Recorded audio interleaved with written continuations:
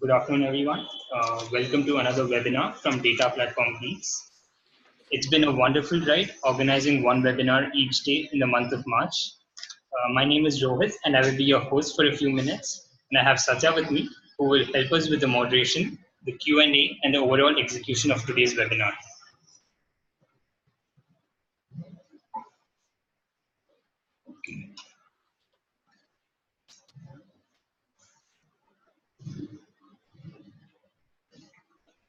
Most of you already know about eDomina systems and our couple of initiatives such as SQLMaestros.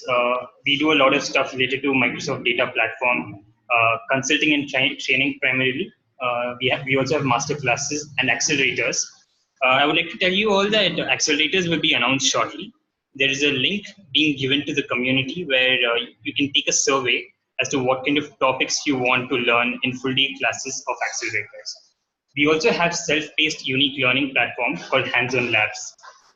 You can all access these Hands-On-Labs at DataPlatformGeeks.com. And of course, Data Platform Geeks is, this webinar is of course hosted by Data Platform Geeks, which is a community initiative. And also our annual feature, the annual conference, which is Data Platform Summit, which has been happening for the past 3 years, formerly known as SQL Server Geeks Annual Summit. This time we've already launched Data Platform Summit. It will happen in the month of August. 9th, 10th, and 11th are the dates of the conference. In the pre-cons on 7th and 8th. This time it's going to happen at Radisson Blu, which is formerly known as Park Plaza. It's a we get huge participation for this primarily because we have world's best trainers, speakers, consultants, and industry stalwarts who fly down to Bangalore and deliver sessions. And the most noted are the Microsoft product team members, the SQL CAT teams, the Tiger teams, the senior product team members from Redmond, supported by global MVPs and MCMs and industry stalwarts. We are very grateful to our sponsors and of course the DPG core team, the people who work behind these free events that we organize. And we are strongly backed by our eDomina systems teams from Kolkata and Bangalore. And a special thanks to our sponsors, Microsoft, who have been very supportive of our community initiatives. And most of you are already, and all of you are already Data Platform Geeks members, so you can all access the free content that we have of our free events and recorded webinars. And these are the links that Satya will provide shortly. You can join our Facebook and LinkedIn group, post your questions and answer questions for the community. And with this, without any further delay, let's welcome Mark Wilcock, who is an MVP and an international speaker from UK. Handing it over to you, Mark. Thank you, Rohit. Thank you very much. Let me just share my screen with you. And thank you. It sounds like you've got an awful lot of events going on there. It sounds fantastic. Thank you. My name is Mark Wilcock. I want to spend the next hour with you talking about text analytics. Now,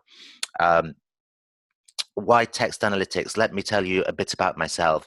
I'm a Microsoft MVP. I'm based in London, and I work mainly for the finance industry in London. And I've been doing that for more years than I care to admit.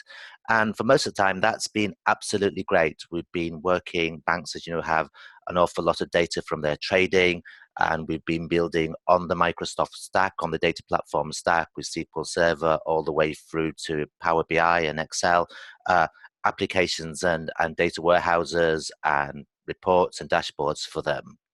And we've always been dealing with hard quantitative data. We've had our quantities, our measures have always been things like profit and loss, risk values, sensitivities, and they've always been against solid categories such as the product, the geography, the location, the organizational hierarchy, and of course the date. And one of the the hardest kind of problems that we've had, or maybe to do with the fact that some of our measures, such as statistical measures of risk, are not fully additive, they're semi-additive or even non-additive. But recently, there has been a problem in the last 5 years. It started off as a little annoyance. Users ask for, I love my numbers, but I want to add a little commentary to my final P&L numbers. I want to add some notes as I put in my sensitivities, or I want to add some descriptions of these fields. And slowly, the users' request for more and more textual information along with the hard numbers as growing and growing. And that's been quite difficult. We've been building all these wonderful relational databases, all these wonderful cubes. I'm not quite sure how we take a standard deviation of a sentence and so on, and how we aggregate all that up. And it got to the stage where I got last May, I got a project where the data, if I can call it that, was totally a document, totally textual. And so I had to understand how I deal with textual data rather than hard numeric data. I had 5 weeks to get up to scratch before we started the project. And what I want to do is take you through the kind of case study that I used to get myself up to scratch. I think it was a very useful case study. So is my experience unique? No, I don't think so. I think that text is becoming really important. Obviously, what we do when we think about text, the classic things are social media and Twitter and sentiment analysis, but it's becoming a lot more important than that. We're doing kind of textual analysis of all sorts of commercial documents to understand the gist of the document rather than having to read through those. And there's lots of other legal and commercial and financial documents that text analysis has been applied to. So what I'd like to do is do this in 3 steps. The first step is I want to take you through this case study that I built. We're going to look at a particular set of financial documents, and we're going to analyze them, and we're going to draw some insight into them. Once I've done that, I want to do a simple example, and that's a kind of getting started. A 101 example is actually built on Power BI, and Power BI, the great thing about the query editor is it can also do text analysis, and I'll show that. Finally, we may just look at what's called some kind of pre-built AI, and rather than build our own custom model as we did in the first thing, we might use a service from Microsoft, one of their web services, cognitive services, and just have a look at some text analytics that way, and see the pros and cons against doing it in the custom way that we're going to start with. So that's our agenda for today. And if I go on a bit further, let me click on this. What we're going to do is we're going to talk about this example. And for that, let me just come along to my web browser. So this example is written in a data science language called R. That really doesn't matter because we're going to talk about the principles behind it. So I'll explain those, and we're going to having a look at mainly the visualizations that are stepping stones on the way to our understanding. We could have written this in another language. We could have written it in Python. There's lots of beautiful libraries in there.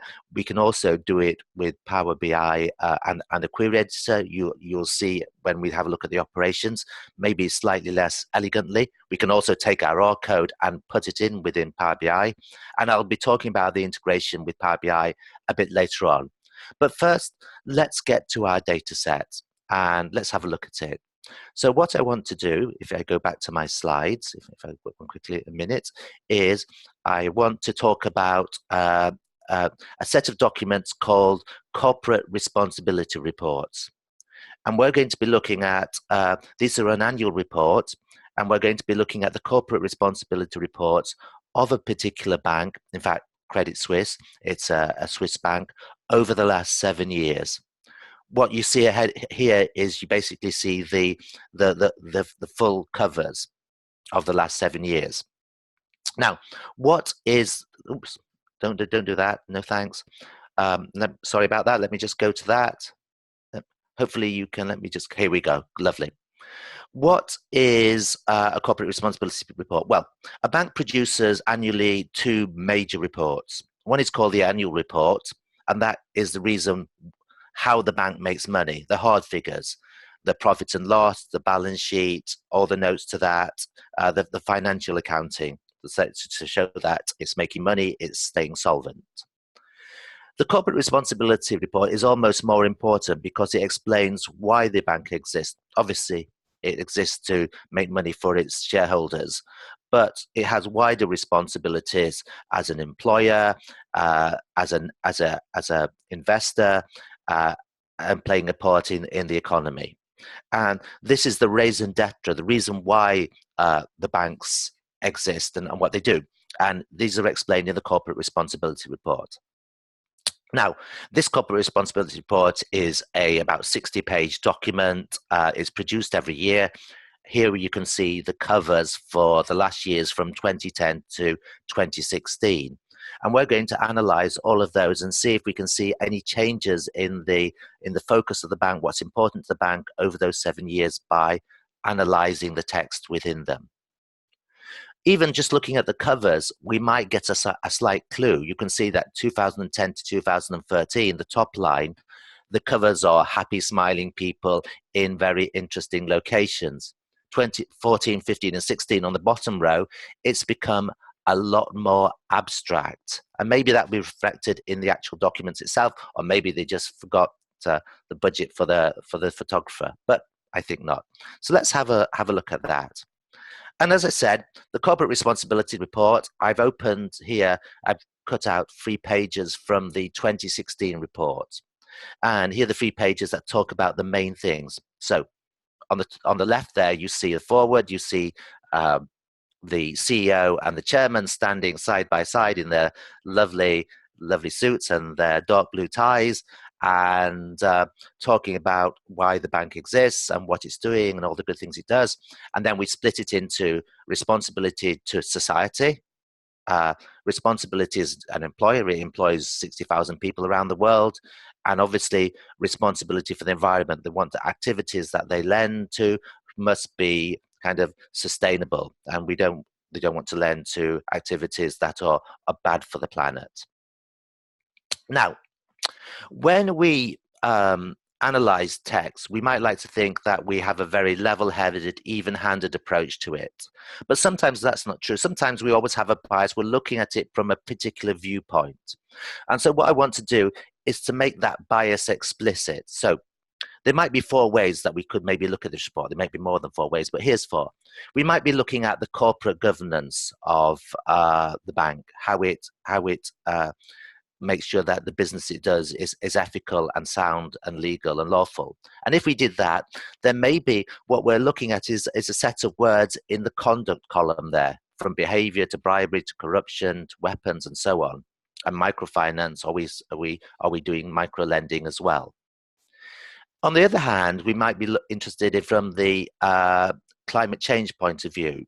And therefore, we might be looking for words in the second column, sustainability, greenhouse, and so on. Another set of people might be looking at it from, is the bank promoting diversity in its employees, and so on. And therefore, the third column, diversity column. Fourth column is risk, is my particular interest. Is how is it managing its risk? Obviously, we know from the credit crisis what happens when banks don't manage their risk properly. We have a lending crisis. It has a knock-on onto the wider economy, and we have a recession as a result. So there's words like risk and volatility, and a couple of words that you might not recognize as such. TBTF. You probably made me know that as that's an acronym for too big to fail. Is a bank too big that if it fails, it causes ripples and cascades and has an effect on the wider economy? Okay, so what we're going to do is we're going to have a quick look at that. So let me just go to my my visualization. So we've talked about the report, and let me just quickly show you. So here is the report from 2016. As you can see, I'll just quickly scan through it. You can see it's a PDF document. It's got lots of beautiful pictures and an awful lot of text. Now, it's a very difficult read, actually. It's written not in the most exciting style, and maybe that's one good reason for using text analytics, because it's quite hard to read it. So we want to understand the gist of what's going on without having to read all these 7 documents. And of course, with text analytics, we might not be looking at 7 documents, we might be looking at 700 or 7,000, which is impossible to read anyway. So let's have a look at the document and let's start analyzing it. And what I'll do is I'll quickly gloss over the steps that we're taking, and we'll have a look at the visualizations.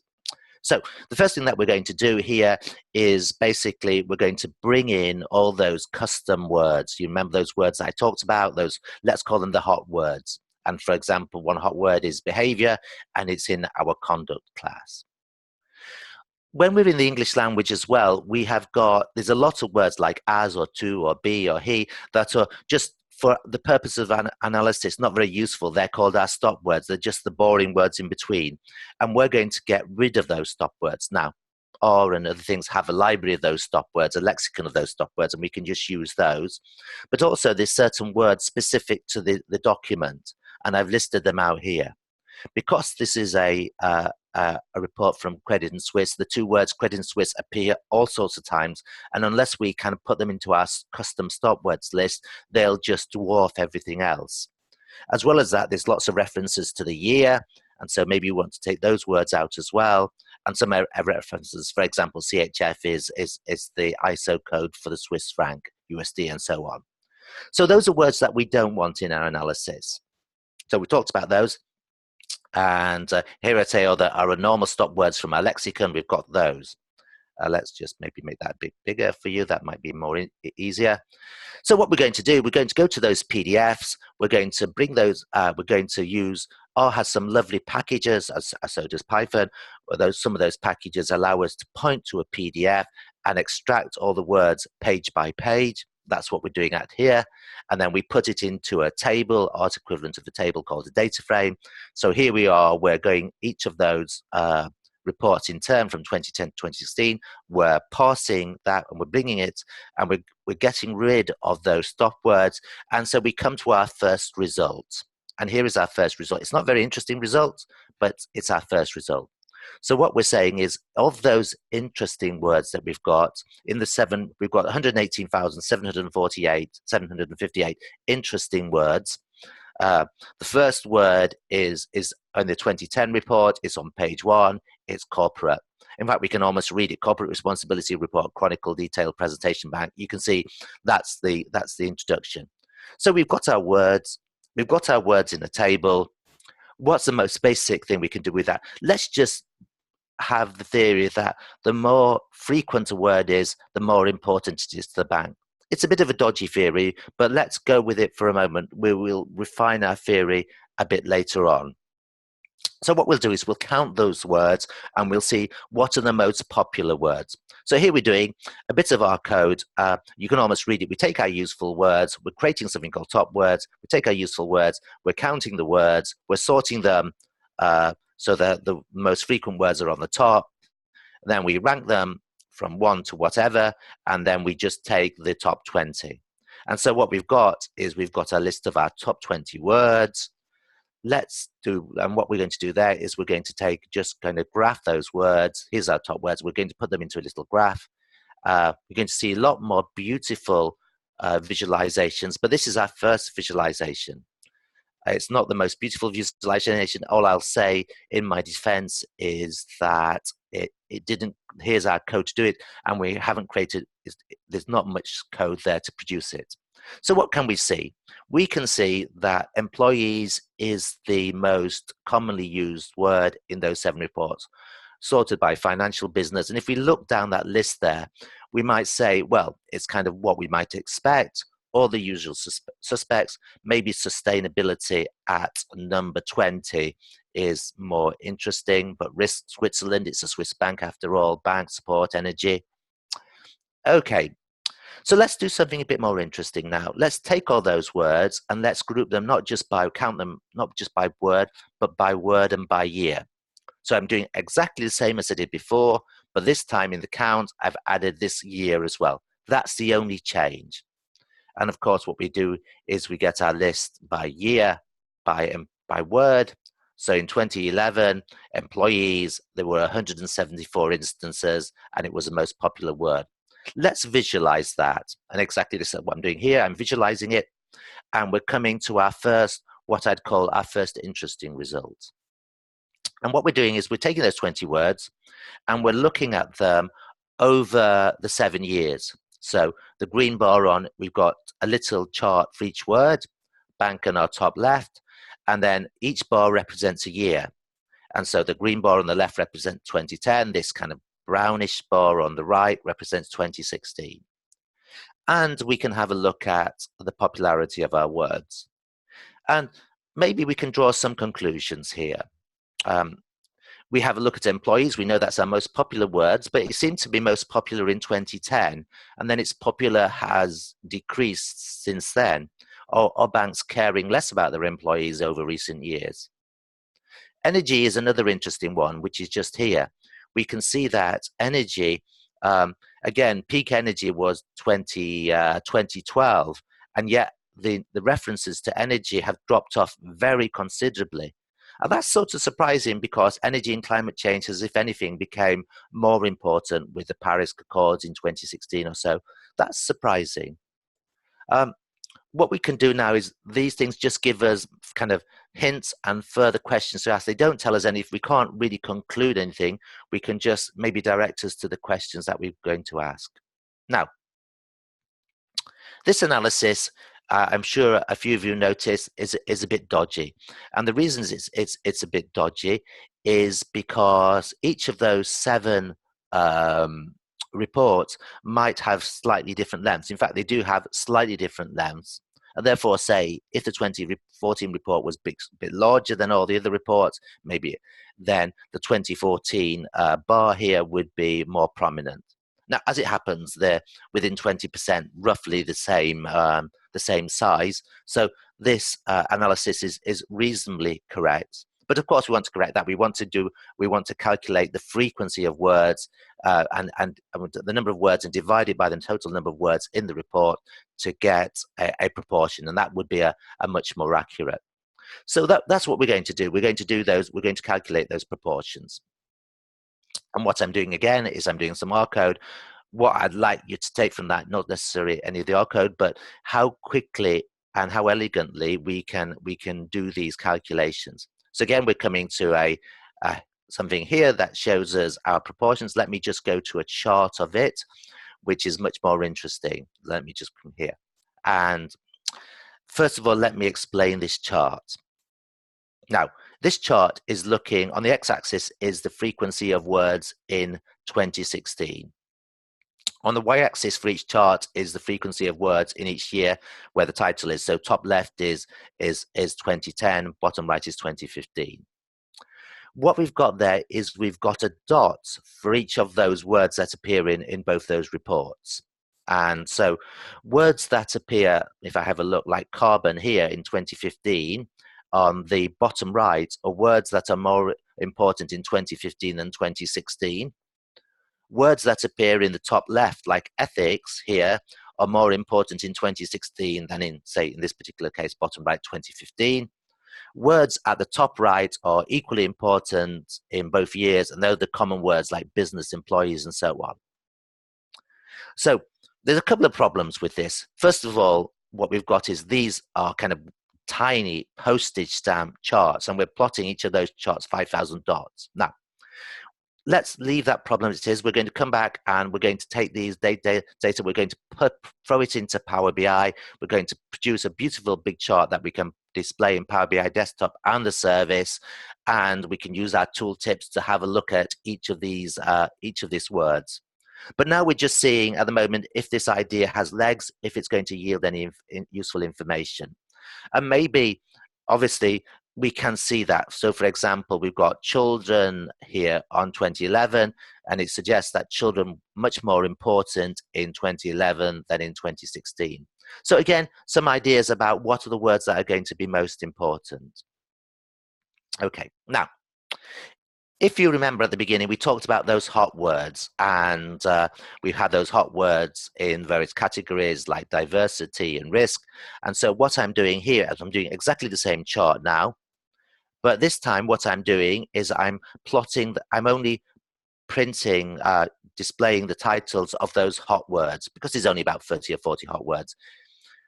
or still doesn't show all the hot words. It won't show a word unless if it's going to overwrite another word.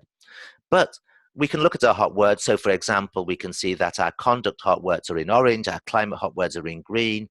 And maybe this is showing something. We can prominently see the ethics, and what we're showing is 2016 on the y-axis against 2010, 2012, 2014, each of those three graphs. We can draw a few conclusions. We can see that ethics is very much more important in 2016 than it was in either of the previous years because it's on the top right. Again, we can see that carbon, again on our, top left, ethics is on our top left, carbon on our bottom right is showing much more important in previous years than it was in 2016. And that kind of reinforces what we saw when we had a look at those faceted bar charts. Again, what we want to do later on is to make these really massive charts, and then we explore the data in great detail. But as I say, we're just having a look at now and seeing what the data is. One problem that we've got here with these charts is that we've got a lot of words that are very common: business, employees, and risk, and so on. And if we really want to focus on what's interesting or what was specific to a particular year, what we want is we want to kind of de-emphasize those words that are in every year, because even if they're very common words. And there is an algorithm that does it. It's called tfidf.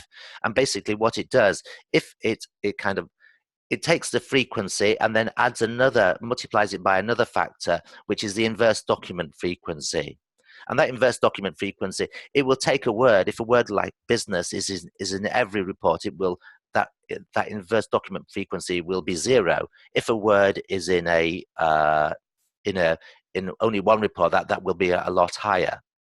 So what we're doing is we're doing exactly the same as we did before. It's a repeat of the code. There's a few issues I've got to go through because my data, of course, is dirty and words get split across sentences. So obviously, even in text, we have dirty data, but we're doing basically the same as we did before.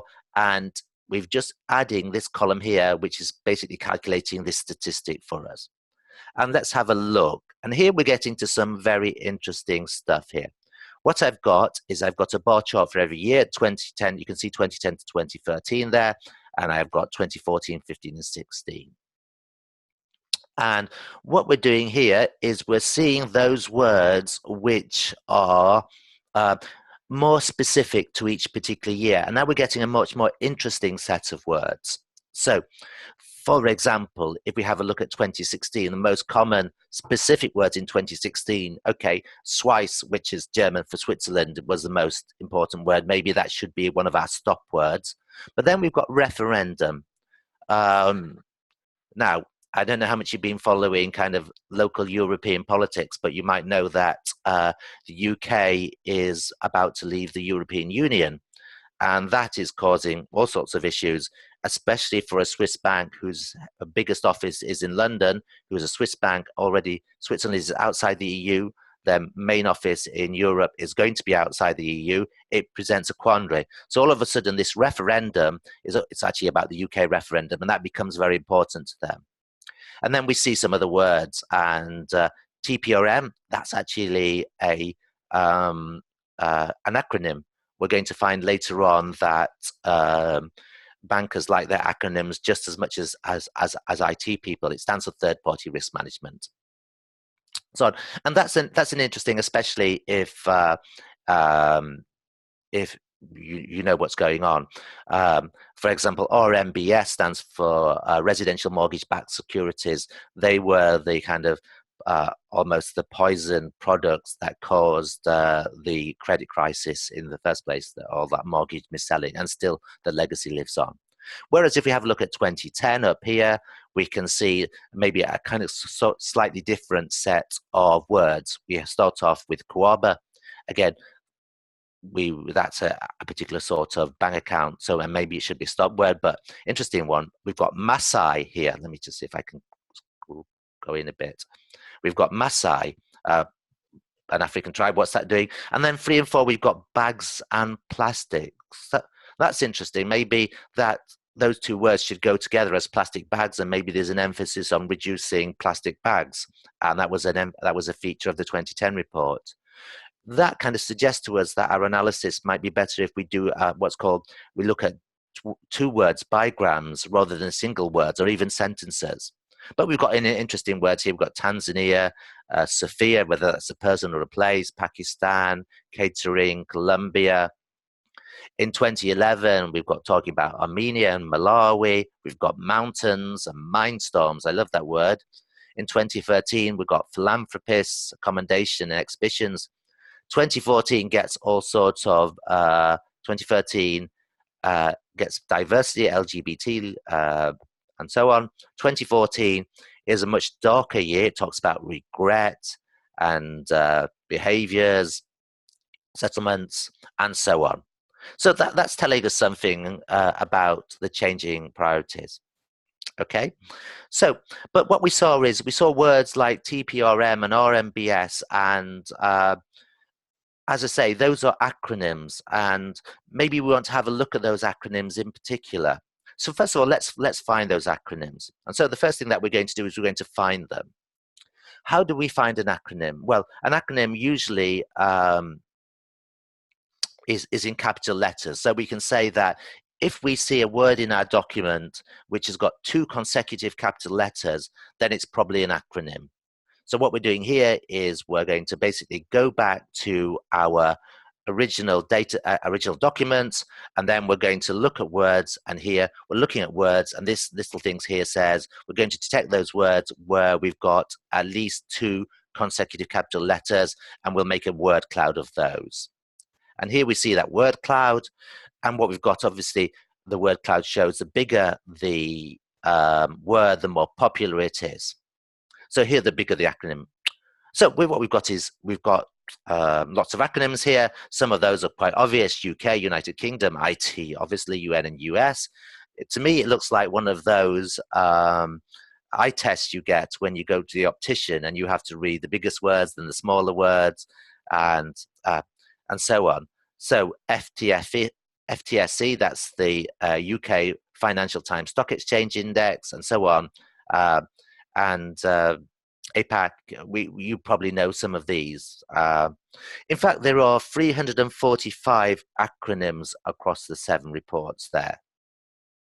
And as I say, bankers are more like their acronyms just as much as we IT people. So again, let's have a look at the top acronyms. We're doing the same. We're looking at those, and we're looking at the top acronyms during the year. And let's just have a look. This is not particularly surprising. CHF, the Swiss franc, is top of the pops every year, followed by AG, that's the Swiss term for company. So not particularly interesting, maybe SDGs and so on, NGOs. But let's now do our tfidf, our algorithm that gives us our specific, that emphasizes the specific word acronyms. But before we do that, let's do a bit of forensic analysis. So we're asking ourselves, these words look very interesting, but what does ESG mean? I don't know. I know what EU stands for, European Union. ISO, I know what that stands for, IPO as well. But a lot of these acronyms we don't know, and it would be nice to get the definitions. So how are we going to do this? And what we're going to do here is we're going to do some forensic investigation.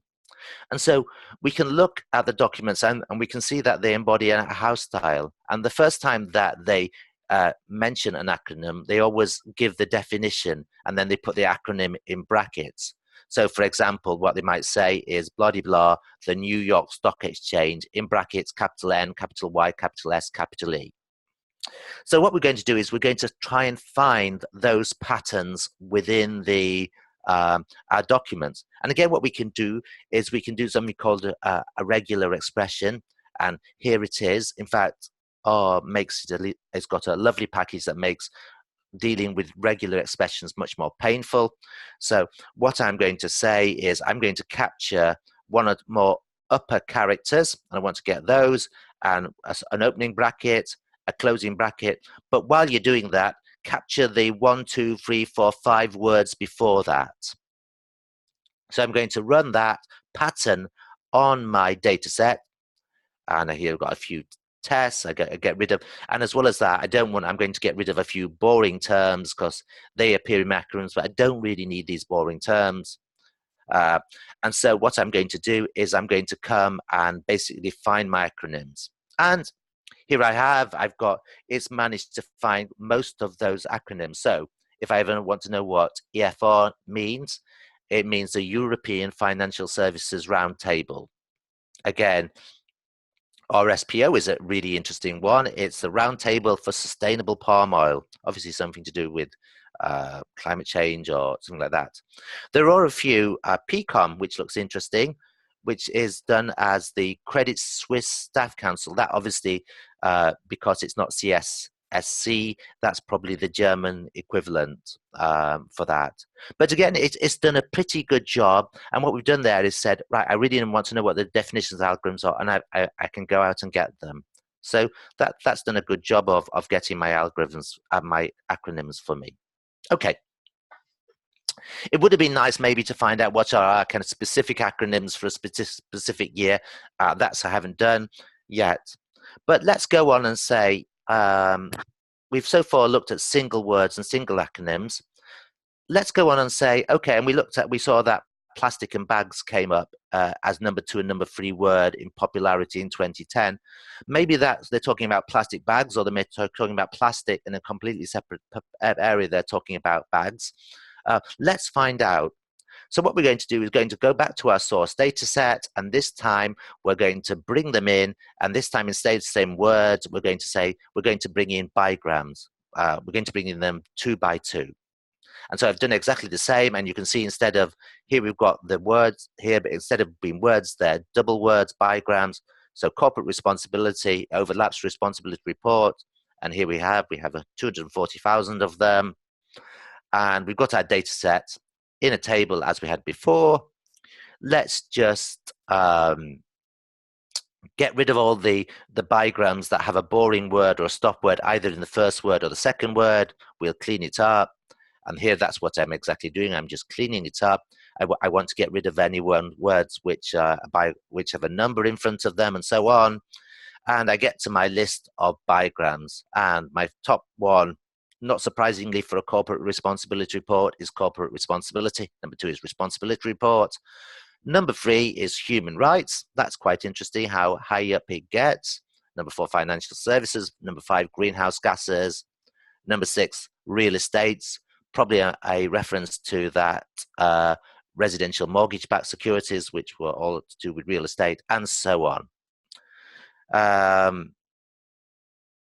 Right, so let's have a look at those words. So we're doing exactly the same now. We're looking at, instead of words, we're looking at the most popular bigrams of the year, and we can see, for example, let's have a look at 2016. We've got corporate responsibility, human rights, there we go. Again, interesting, but not very interesting. It would be better to have a look at the specific bigrams. And that's what I do here. I'm doing exactly the same. And now I've got the specific bigrams. And yes, we can see that, in fact, it was talking about plastic bags in 2010. And if we have a look and it was talking about the UK referendum in 2016 rather than any other referendum. We can see number 2 is Venture Lab. Now that didn't come up before, but the reason for that is all the banks are very excited and also very worried about all the new data science and machine learning technologies. They see them as being very useful, but they also see them as being an existential threat if small, nimble startups can do their payments or their FX processing better than they can. So they're setting up labs and trying to work with all sorts of startups and to hopefully co-opt them in so that they can take the best ideas and use them within the bank and the best teams and the best people.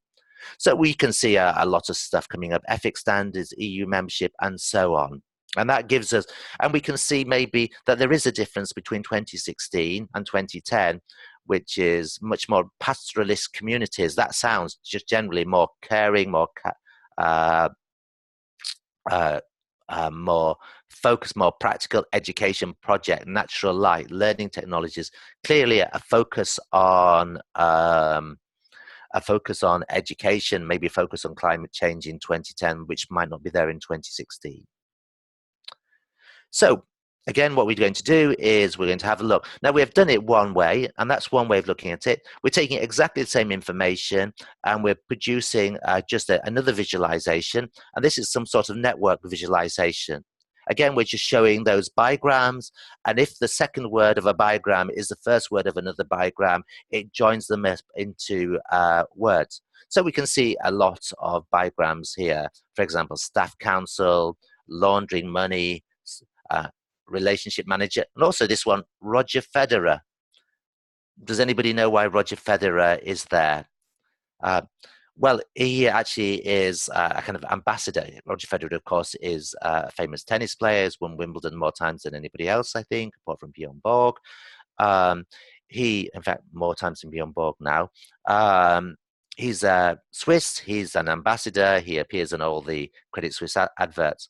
But apart from that, we can see this lovely backbone. There's a backbone here, which is a kind of climate change backbone, development goals, palm oil, sustainable. We've got a backbone here, which is a kind of corporate governance backbone, responsibility, culture, report, shareholders, and so on. We can have a look at that, and that gives us another view onto the data. Let's go on and let's have a look at word clouds. Word clouds are very useful. And we've seen some of those already. Here I'm just creating a few word clouds, and I've got the standard word cloud, which I kind of showed you before, and this time the words. For me, that should be an artwork on the CEO's office. I'll charge him £1 million for that, to remind him about him or her about his what he's sitting in his office for. But what we can do is we can do some word clouds, and I'll knock over that because that's a kind of very similar one. But here's quite an interesting word cloud. And let me just go down a bit. Let me just go down a bit. Let's go to it. Let's go up. Okay, let me just see. Oops, down. Okay, we're having a little problem. Okay, let's see. Okay, let me just go to that. And for some reason, let's quickly go. Okay, here we go. And I can't show you all of it on the screen for some reason. My magnification seems to be working. But what this is a kind of a word cloud that shows the most common words across years. So if we see it in full, we've got, it kind of goes anti-clockwise from 2010, 2011, 2012. It's used as an algorithm like that tfidf algorithm, but it's showing all the most common words in different colors. So 2010 in green, we can see it's about projects, schools, awards, training. 2011 is about families and teams. 2012, we talked about that over here being peak energy. We've got carbon, we've got solar. 2013, LGBT, lesbian, gay, bisexual, etc., is about diversity. 2014, it starts to change. It becomes a bit more abstract: finance, study, global, capacity. 2015, the trend continues. So we're talking about corporate investment management capital goals. And by the time we get to 2016, it's almost abstract, all abstract legal language, objectives, risk, responsibility, risks, EU client services. So the language has changed, and it's changed a lot in that time. It might be easier just to show you rather than 7, which is a bit complicated. We're just seeing a cloud which shows 2010 in green at the top against 2016, and that becomes very obvious. We're talking about Africa, materials, children, and so on in 2010, school and energy. In 2016, as I say, it's compliance, risks, global, leverage initiatives. Very different sort of thing. Last, and for my view, certainly least, there's another visualization. Some people really like these. These are called pyramid charts. And what they do is they show the top terms, which are in 2010, and how those, here are the most common terms in 2016 and how they fared in 2010. So, for example, if we have a look at financial, that was a term both popular in 2010 and 2016. But if we have a look at risk and impact has increased. Some people really like these charts. Sorry, it just kind of goes down. Some people really like these charts. Sorry, let me just find it. Sorry, I'm not so sure, but there we go. So what we've done there is we've taken a set of text, corporate text, we've analyzed it, we've come to some conclusions about it. What I've done is I've shown you that in our, but let's just have a look at something similar in Power BI. Now what I'm going to do is, for this example, take a very short text, and I'm taking it from a BBC article about Microsoft and AI. It's about from a few months ago. Microsoft were in London at a conference to talk about all their machine learning and AI offerings. They talked to the BBC's technology correspondent, who is Rory Kellan-Jones, and he basically wrote up a report. Here it is. It's about 500 words. Now, 500 words is a tiny amount of text, and normally a silly amount to put into a text analytics, obviously. But just as an example to show how all this works, that's what we're going to do. So we've got that data set, and what I'm going to do here is bring up Power BI. And the result of what we're doing here is just produce, as we did almost our first example, as we did with our corporate responsibility, is a frequency graph. And here we've got, it's not a very beautiful plot, neither was the first plot for our corporate responsibility report, but it shows that the biggest word there was AI, followed by Microsoft, followed by research. Let's look at how we've done that. And we've used there the query editor in Power BI to good effect. So let me just go into edit queries. And what I can do, if this comes up, lovely, is what I'm doing. If I'm going to start off with the first thing that I've done is I've gone into the data set, and I've just actually took that data and copied and pasted it into a flat file. What I can do with Power BI is, obviously, the first thing I can do is point it to that flat file. And here I'm pointing it to that flat file, and I'm bringing in all the data. And you can see what it's done is it's brought in a line for every row. Just tidying it up. You can see there's a couple of blank lines, so let's get rid of those blank lines. Let's add an index. And you can see that we've done is we've put an index, which is the kind of paragraph. That's quite useful when we've got a very large document or several books. We like to indicate what the book is, what the chapter is, what the page is, what the paragraph is. Here I'm just showing the paragraph. Okay, and now what we've got to do is we've got to take that text and we've got to get rid of the punctuation, and we've got to lowercase the words, because what we want to do is compare words. And so we can do that very well in, we can lowercase the text, we can just come into transform, and we can go into the formatting and lowercase text. We've got very beautiful array of things that we can do in the query editor. And then what we want to do is we want to go and remove various punctuation marks. Here what I'm doing is I'm simply removing the double quotes. I'm saying replace all the values of double quotes with nothing. I've got to do it for each piece of punctuation, single quotes, hyphens, and so on.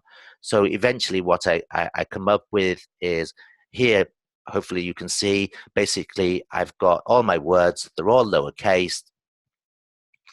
But what I've got is really what I want to do to analyze it. I want to get each word into its own cell. And so what I'm going to do is I'm going to take all those words, and I can say split the column by delimiter. And so what I'm saying is in each of those, find a space and split it at every space. And this is what I've got. So I've got now a data set which has got up to 60 columns. 60 columns because the longest paragraph has 60 words, and this longest paragraph says the last words are in the second echelon, we'll get nothing. That's good. So we've got all our words here in a cell, but we really want them all in the same column. So what we can do is we can basically go and unpivot the columns. There's the unpivot operation, which is here. We've got all our words now in a single column. We can get rid of this column, this attribute that just refers to the position of the word in a sentence. That's quite interesting information, but here we don't need it. So we'll get rid of the columns, and we'll rename a few columns. And the other thing that we've got to do is we've got to get rid of those stop words. Remember those boring words that I talked about? So here, what I've done is I've also brought in those stop words. I brought them in from the dictionary, and here are our list of stop words. And what I'm going to do is if I go back to my words, I'm going to say, I'm going to do an anti-join. I'm going to say, I want to take all the words, and I want only those words which do not appear, because I've got a left anti-join here, which do not appear in my stop words. And when I do that, I get to this list where you see the stop words are removed. I'll just remove a couple of columns, and I'm here at my stop words. Now, I could have also have done this, and maybe a presentation another time. I could also have gone here to R script, and I could have taken my R script that I've already written and done exactly the same. I could have embedded my R script into the query editor, and that's a useful way of doing it. Here, I just wanted to show that the query editor by itself is very powerful. So if I go home and I basically go to close and apply, then what I'm doing is I'm taking that top words, I'm putting my word, I'm creating a bar chart, I'm putting my word on the axis, I'm taking my word on the value, it becomes a count of words, and I'm basically filtering with where, if I have a look at my filter, where my top 10 are by count of words. So I get my visualization. So that's what I wanted to do. I wanted to show you that you can do this in Power BI as well, and all the other things I talked about, you can do them in the query editor. The query editor is fantastic once we've got our data, because what we're doing with this text is we're counting, we're sorting, we're filtering, all query editor calculations. And in fact, we can implement the tfidf calculation, because it's quite a simple calculation, just involves taking the logs, doing some division. We could create that as a function in the query editor and do that as well. And lastly, once we've got all that information, then we can take our, let's have a look. I'm not going to do that.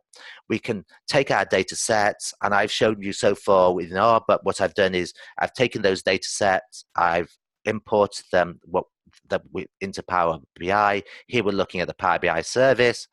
Once it's in the Power BI service, we can do a couple of things. We can visualize this as a standard report. Here's a standard report, and we can use tooltips to good effect. Here's a standard scatter plot, as you saw earlier on.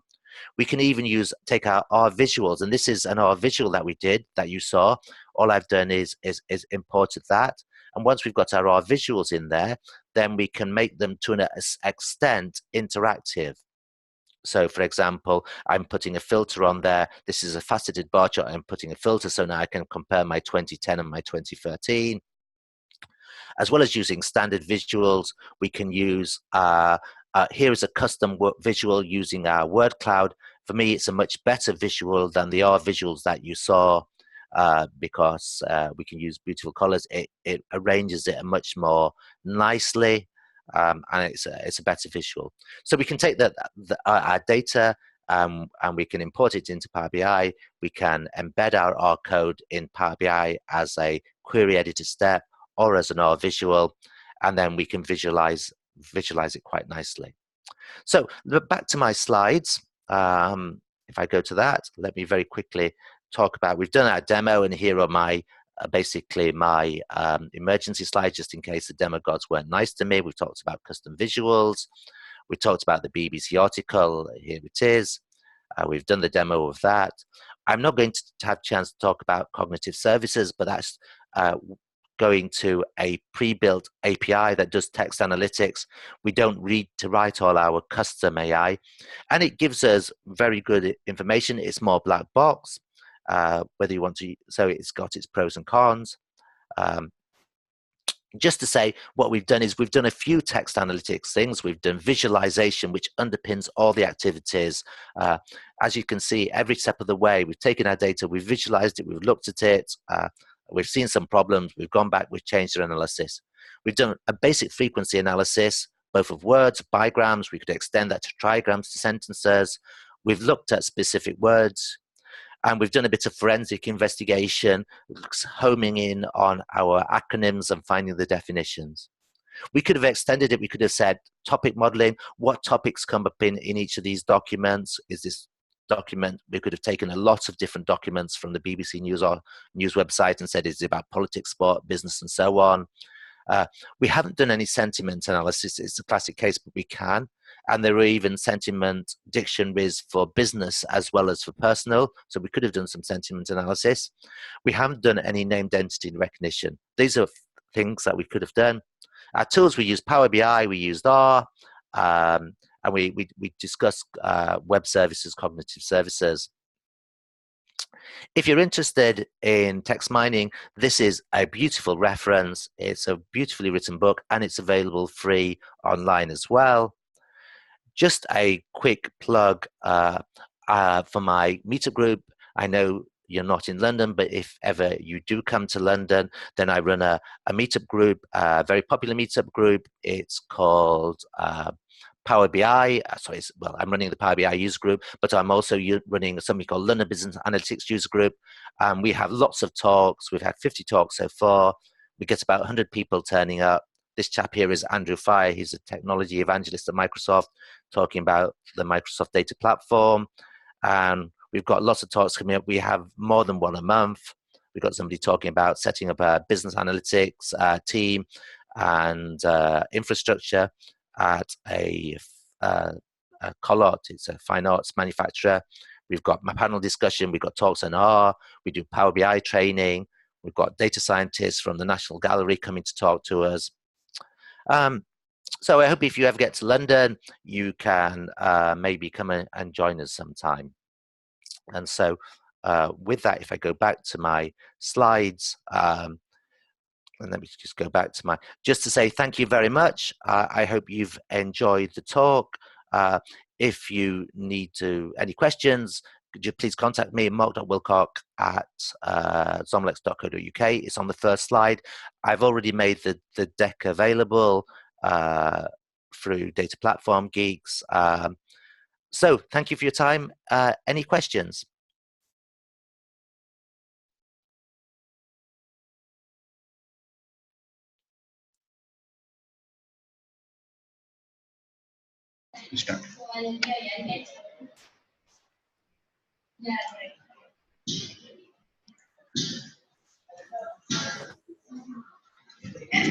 Thank you so much, Mark. It was really kind of you to spend time with the audience here in India. It's been a pleasure. Yes, so just to quickly run through our pre-cons this year that have already been announced. We have troubleshoot and optimize SQL Server with Dimitri will be taking that. And we have migration your on-premise database to Azure. That will be taken by Sunil Agarwal, one of our most popular speakers at SSGS 15 and 16. And we have Power BI that will be taken by Reza Rad, and leading edge data science by Dr. Leila Itat. We also have data integration with SSIS and ADF by Andy Leonard, and of course Azure Cosmos DB workshop by Madan Gajendran. Again, Dr. Leila Itati will be taking business intelligence application using the Microsoft AI platform. Steph Locke will be taking practical R for review. And Sanjay Mishra building a scalable data architecture in Azure. And we have two different pre-cons by Denny Cherry and Joey. Joey will be taking Linux for the SQL Server DBA,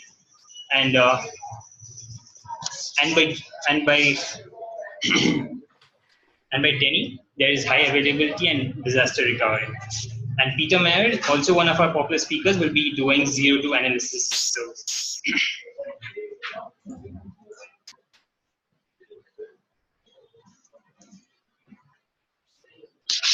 And here are the links again of our Facebook and LinkedIn group. Do join us there. Always, feedback is always appreciated. And a word from our sponsors, SQLMaestros, where I've already mentioned before, we have hands-on labs, the on-site training, advanced trainings on SQL Server and MS Data Platform. Do check them out. The links are provided.